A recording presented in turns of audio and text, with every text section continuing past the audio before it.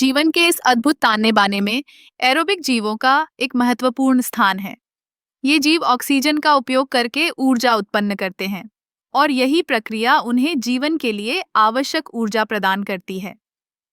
Aerobic जीवों में bacteria, fungus, पौधे और जानवर शामिल हैं।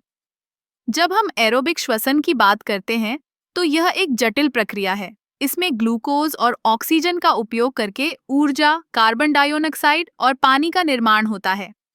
यह प्रक्रिया हमारे शरीर में एटीपी यानी एडेनोसिन ट्राइफॉस्फेट का निर्माण करती है, जो ऊर्जा का मुख्य स्रोत है। क्या आप जानते हैं कि एरोबिक जीवों की यह प्रक्रिया केवल ऊर्जा उत्पन्न करने तक सीमित नहीं है? यह पर्यावरण को भी प्रभावित करती है। जब ये जीव ऑक्सीजन का उपयोग करते हैं, तो वे कार्बन डाइऑक्साइड छोड़ते हैं, जो पौधों के लिए एक महत्वपूर्ण तत्व है। पौधे इस CO2 को लेते हैं और फिर से ऑक्सीजन का उत्पादन करते हैं। यह एक चक्रीय प्रक्रिया है, जो जीवन के लिए आवश्यक संतुलन बनाए रखती है। एरोबिक जीवों की विविधता भी अद्भुत है। उदाहरण के लिए, कुछ बैक्टीरिया जो गंदे पानी में पाए जाते हैं, वे एरोबिक श्वसन करते हैं और प्रदूषण को कम करने में मदद करते हैं। वहीं हमारे शरीर में भी एरोबिक जीवों का एक बड़ा योगदान है।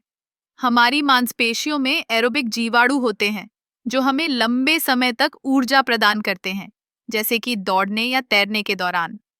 इसके अलावा एरोबिक प्रक्रियाएं हमारे स्वास्थ्य के लिए भी महत्वपूर्ण हैं। नियमित व्यायाम करने से हमारे शरीर में एरोबिक क्षमता बढ़ती है, जिससे हृदय और फेफड़ों की सेहत में सुधार होता है।